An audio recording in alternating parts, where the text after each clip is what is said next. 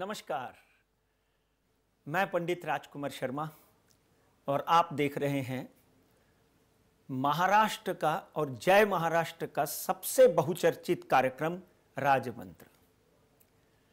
आज हम ग्रहों की, राशियों की, मकर संक्रांति की बात करेंगे।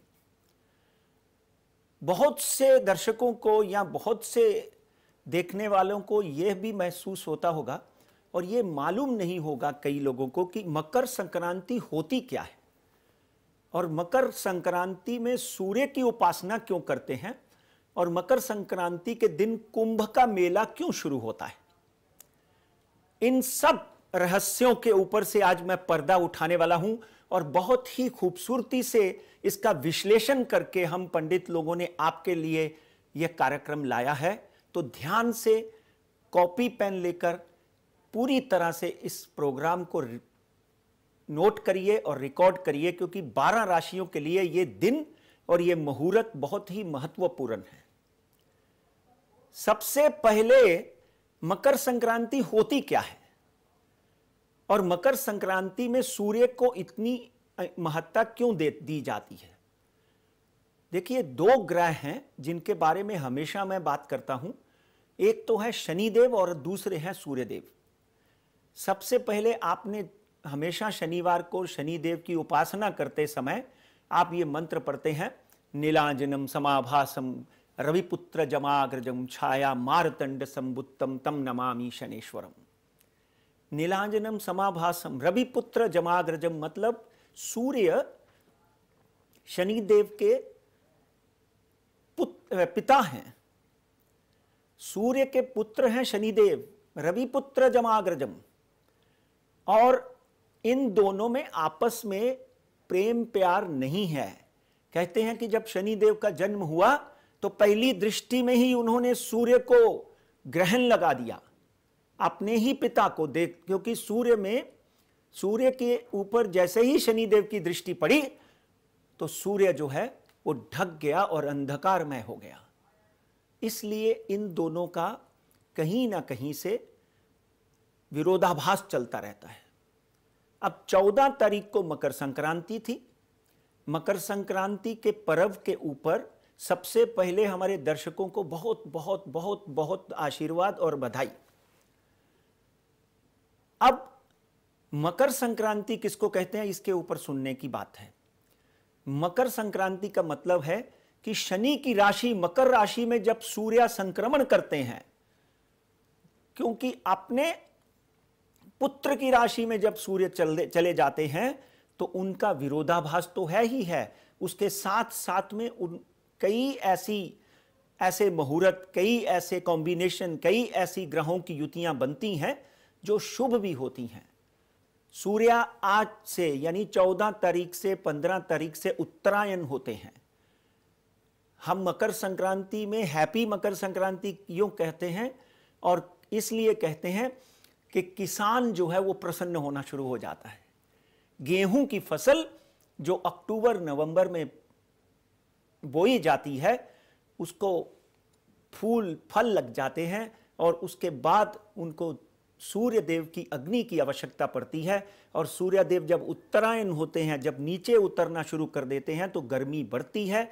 इसलिए 14 तारीख से धीरे धीरे 40 से 50 दिनों के अंदर अंदर गर्मी जो है वो बढ़ना शुरू हो जाती है। उत्तर भारत जो है इस वक्त ठंड के साथ ठरठरा रहा है, ठिठुर रहा है। तो आप देखेंगे कि within next 40 to 60 days सूर्य के उत्तरायण में आते आते जितनी भी गेहूं की फसल है, जो भी फसल इन दिनों बोई जाती है वो पकनी शुरू हो जाती है। इसलिए किसान के लिए ये बहुत ही बड़ी खुशखबरी होती है।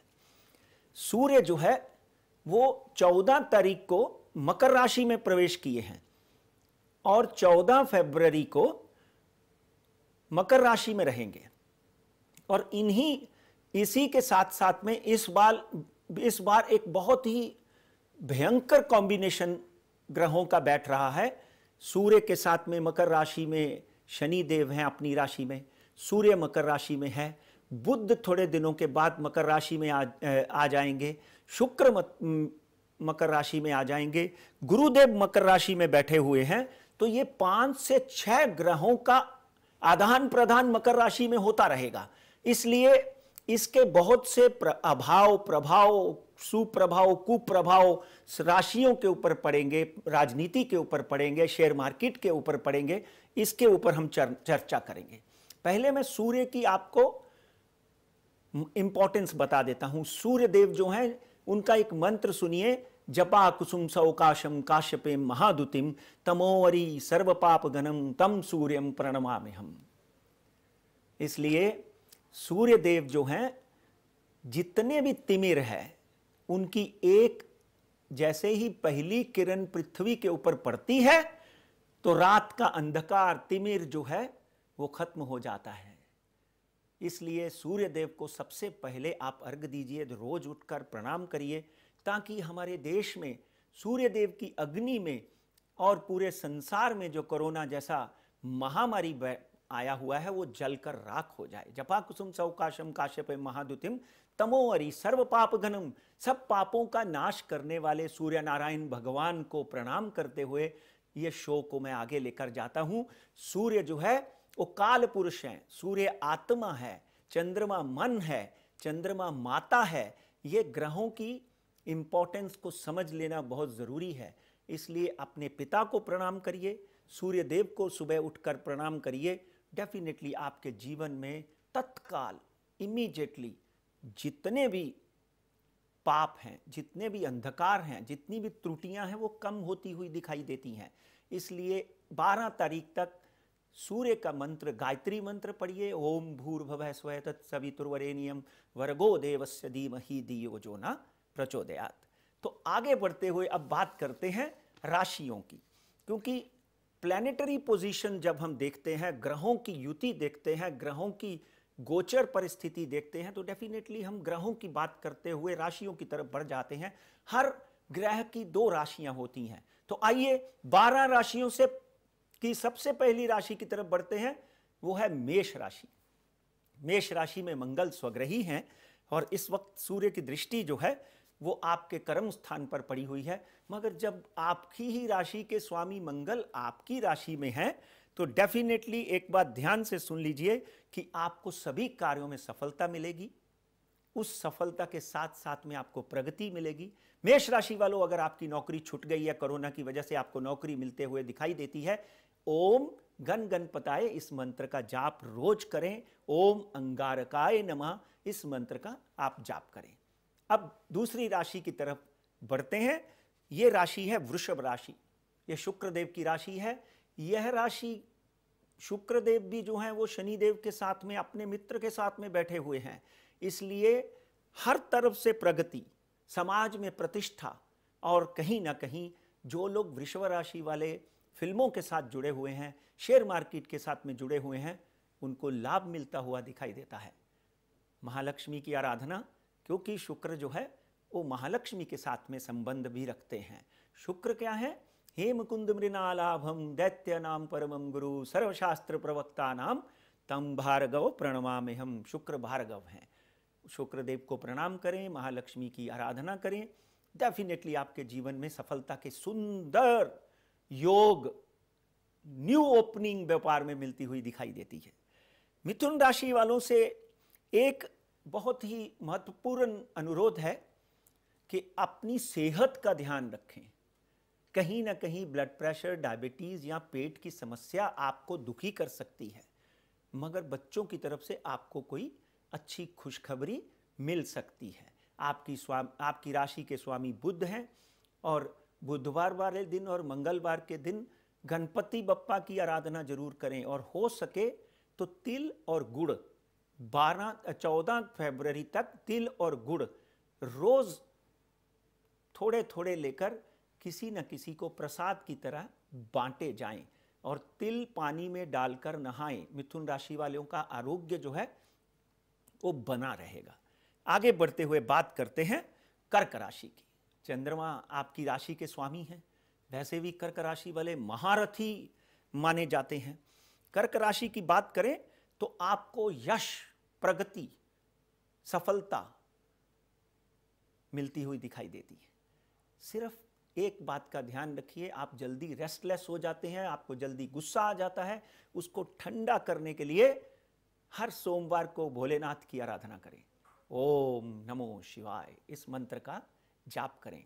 सूर्य और चंद्रमा, और अभी इसीलिए बोलते हैं ना कि जैसे ही उत्तरायण की तरफ सूर्य आते हैं तो कुंभ का मेला शुरू हो जाता है। प्रयागराज में लोग डुबकी लगाते हैं ताकि सूर्य की अग्नि जो है वो ठंडी हो जाए और आपका शरीर जो है वो स्वस्थ रहे।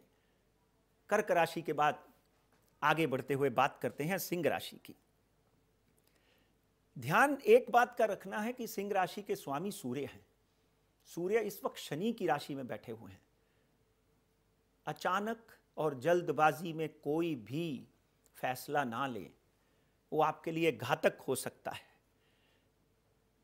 स्वास्थ्य जो है, पर्टिकुलरली उन लोगों को जिनको हृदय की प्रॉब्लम है, क्योंकि सूर्य हृदय के साथ संबंध रखता है। सूर्य दिल है, आत्मा है। जिन लोगों को हृदय की समस्याएं हैं उनको डॉक्टर का परामर्श लेते रहना चाहिए। अपने ब्लड प्रेशर की या ब्लड थिनिंग की दवाई बिल्कुल छोड़नी नहीं चाहिए और सूर्य देव को रोज प्रणाम करना चाहिए। डेफिनेटली सूर्य देव प्रसन्नो भव इस मंत्र का जाप करें। सूर्य देव प्रसन्नो भव। शनि के साथ उसकी युति आपकी हेल्थ के लिए कष्टदायक हो सकती है। आगे बढ़ते हुए बात करते हैं कन्या राशि की। यह गोचर बेसिकली कन्या राशि वालों के लिए बहुत ही शुभकारक है। इस वक्त बुध जो है वो कुंभ राशि शनि की मित्र राशि में बैठे हुए हैं, मगर 24 तारीख को ध्यान रहे बुध जो है आपकी राशि के स्वामी वक्री हो जाते हैं। जब वक्री हो जाते हैं तो शेयर मार्केट में एक गिरावट का दौर शुरू हो जाता है। व्यापार में थोड़ी बहुत मंदी आने लग जाती है।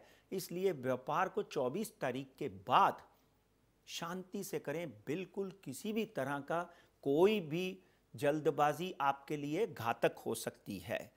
और बाकी पर्टिकुलरली शिक्षा के क्षेत्र में जो लोग जुड़े हुए हैं उनको लाभ के योग बनते हुए दिखाई देते हैं। ये थी कन्या राशि।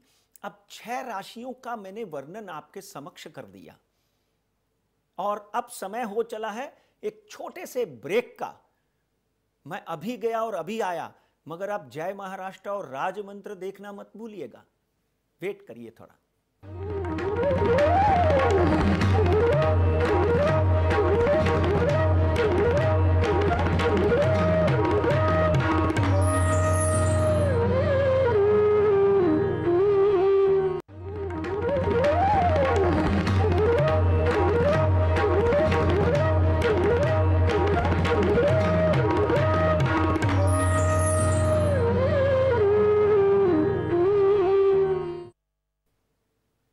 ब्रेक के बाद फिर आपका स्वागत है। सूर्य देव प्रसन्नो भव, शनि देव प्रसन्नो भव, ये 2 मंत्र आप 14 फरवरी तक रोज कम से कम 108 बार एक माल जरूर करें, आपको प्रसन्नता मिलेगी। अब बात करते हैं अगली राशि। शुक्रदेव की राशि है तुला राशि है। तुला राशि वाले जितने भी व्यक्ति हैं, डिजाइनर हैं, जितने भी व्यक्ति तुला राशि वाले आर्किटेक्ट हैं, टेक्निकल हैं, सॉफ्टवेयर इंजीनियर हैं, उनको बहुत बड़ी सफलता मिल सकती है, क्योंकि डिजिटलाइजेशन का ज़माना आ गया है। आज OTT का ज़माना आ गया है। हर चीज़ जो है डेफिनेटली शुक्र और शनि के साथ में जुड़ी हुई है। इसलिए तुला राशि वालों के लिए बहुत ही सुंदर योग बने हुए हैं। एक आपको मैं सलाह देना चाहता हूं और एक बात मैं आपको आगाह करना चाहता हूं कि बी अवे फ्रॉम फाइट्स। झगड़े से बच कर रहें, वाद विवाद से बचकर रहें। किसी भी तरह का वाद विवाद होता हो तो वहां से हट जाएं। हो सके तो सॉरी मांगकर, गलती हो गई माफ करो भाई, वहां से निकल जाएं। वाद विवाद में आपका नुकसान होना आवश्यक है। और एक बात आपसे रिक्वेस्ट करता हूं, महालक्ष्मी नमस्तुभ्यम नमस्तुभ्यम सुरेश्वरी, हरिप्रिय नमस्तुभ्यम नमस्तुभ्यम दयानिधि। लक्ष्मी माता की आराधना करें। धन के योग बनते हुए तुला राशि वालों को दिखाई देते हैं। नौकरी में प्रगति आती हुई दिखाई देती है। चलिए अब आगे बढ़ते हुए वृश्चिक राशि की बात करते हैं। मंगल ऑलरेडी स्वग्रही हैं। मेष और वृश्चिक राशि के स्वामी मंगल देव हैं, इसलिए गणपति बप्पा की आराधना करें और ये आपको कोई ना कोई रुके हुए काम करवाते हुए दिखाई देते हैं। ये कॉम्बिनेशन जो है, कोई रुका हुआ काम आपका बहुत दिनों से, कोई प्रॉपर्टी की डील है, कोई शेयर मार्केट की डील है, या बच्चे की शादी नहीं होती है तो आपको डेफिनेटली उसमें सफलता मिलती हुई दिखाई देती है। इसलिए मैंने जो 2 मंत्र बोले हैं सूर्य और शनि का, उसके ऊपर ज़रूर मनन करें, प्रेयर करें और हो सके तो अपनी माता के चरणों में ढोंक लगाएं, फायदा होगा। आगे बढ़ते हुए बात करते हैं गुरुदेव की राशि धनु राशि। धनु राशि वालों के लिए भी कहीं ना कहीं बहुत ही सुंदर योग बने हुए हैं। मन में प्रसन्नता का अनुभव होगा, इसलिए साढ़े सती का ध्यान रखते हुए जाते हुए साढ़े सती कोई जैकपॉट दे के जाती हुई दिखाई देती है। हड्डियों का रोग, आंखों के रोग से थोड़ा ध्यान रखना है आपने। करना क्या है, हर गुरुवार के दिन मेरे साईं के चरणों में पीले फूल और लड्डू चढ़ा देने हैं। ओम श्री साईनाथाय नमः।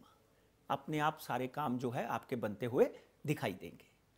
आगे बढ़ते हुए बात करते हैं वो राशि जिसमें इस वक्त सूर्य ने संक्रमण किया है। सूर्य, शनि, बुध, गुरु, शुक्र, ये सब जो ग्रह हैं जो आकर विराजमान होते हुए दिखाई देते हैं और इस राशि वालों के लिए एक महान व्यक्तित्व बनते हुए दिखाई देता है। आपकी राशि में अगर शनि स्वग्रही है तो आप ये समझ लीजिए कि विश्व का सबसे बड़ा व्यक्ति बनने की आप में क्षमता है। आप कहीं ना कहीं कोई बड़ी उपलब्धि कर सकते हैं, मगर अपनी सेहत को दरकरार ना करें। लार्जर इंटेस्टाइन, स्टमक, आंखें, हड्डियां, इनके ऊपर ध्यान दें। विटामिन डी लें। सूर्य की आराधना करते हैं तो सूर्य में खड़े होकर प्रार्थना करें तो आपको विटामिन डी धूप से मिलता हुआ दिखाई देगा, अच्छा लाभ मिलता हुआ दिखाई देता है। बहुत बहुत बधाई आपको। ओम शन शनेश्वराय नमः, क्योंकि आपकी राशि के स्वामी ही शनिदेव हैं। अब आगे बढ़ते हैं, बात करते हैं कुंभ राशि की। ये इस वक्त तो आपकी राशि में बुधदेव विराजमान है, इसलिए शेयर मार्केट में आपने देखा कि बढ़ती गई, आपको धन मिला। आपने जो आपने म्यूचुअल फंड लिए थे, व्यापार में भी आपको, कोरोना में भी आपको कुंभ राशि वालों बहुत अच्छा व्यापार में लाभ मिला। शनि मकर और कुंभ राशि के स्वामी हैं, इसलिए आप भी अपनी सेहत का ध्यान रखें। शन्नो देवी देवो प्रसन्न भव। शनिदेव को हर शनिवार वाले दिन तेल चढ़ाएं, हो सके तो काले तिल चढ़ाएं। वैसे भी आजकल तिल बाल्टी में डालकर नहाने का समय है, उससे आरोग्य प्राप्त होता है। तो कुंभ राशि वालों से अनुरोध है, हेल्थ को छोड़कर बाकी सब कुछ अच्छा है, मगर हेल्थ भी ठीक रखेंगे कि आप, क्योंकि आपकी ग्रह दशा में आप उत्तेजित होकर एक्सरसाइज कर लेते हैं और डेफिनेटली डाइट का भी आपने ध्यान रखना है। मीन राशि, आखिरी राशि मीन राशि की बात करेंगे। गुरुदेव की वापिस राशि है ये, और इनको आपको थोड़ा मिश्रित फल मिलेगा। जिन स्त्रियों को और पुरुषों को कहीं ना कहीं अपने विवाहित जीवन से तकलीफ है, उसको ठीक करने के लिए सूर्य देव की आराधना जरूर करें। विवाहित जीवन के अलावा जिनको कोई समस्या है और दूसरी जगह पे रिश्ता डालकर बैठे हैं, वो रिश्ता त्याग दें।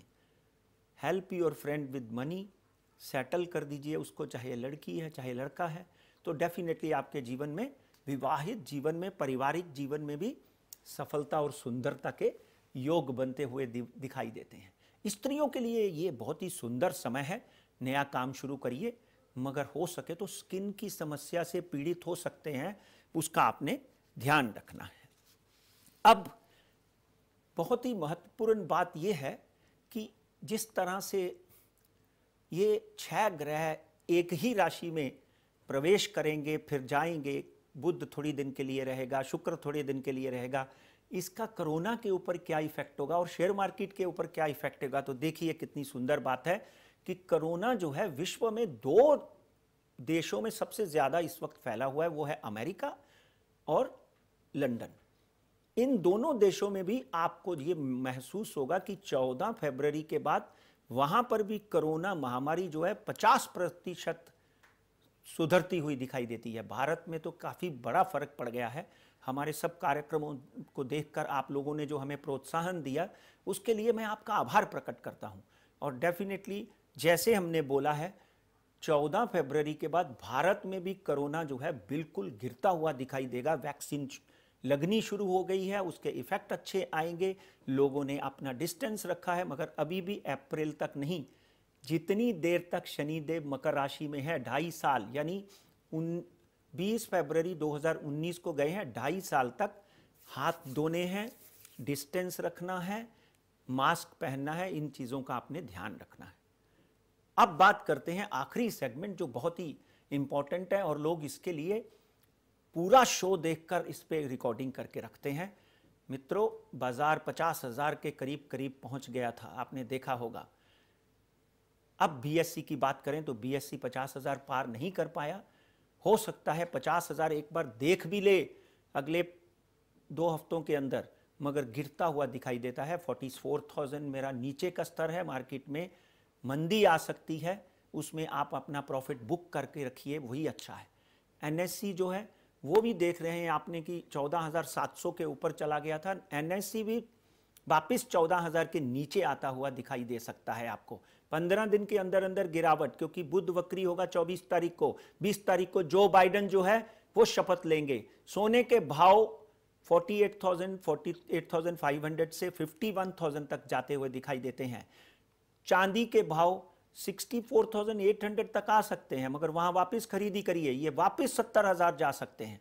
तेल में बढ़त चालू रहेगी। अगले 6 महीनों में तेल वापस मुझे लगता है $70 पर बैरल, और भारत में 6,000 रुपए से ऊपर जा सकता है। अब मैं आपसे इजाजत लेने की बात करूंगा। अब समय हो चला है कि मैं आपसे अनुमति लूं, मगर आप अपने कमेंट्स जरूर लिखिए। आपके कमेंट्स हमको डेफिनेटली लाभ देते हैं और आगे कार्यक्रम को सुधारने में फायदा देते हैं। मैं आपसे लेता हूं इजाजत, मगर आप देखते रहिए जय महाराष्ट्र। नमस्कार।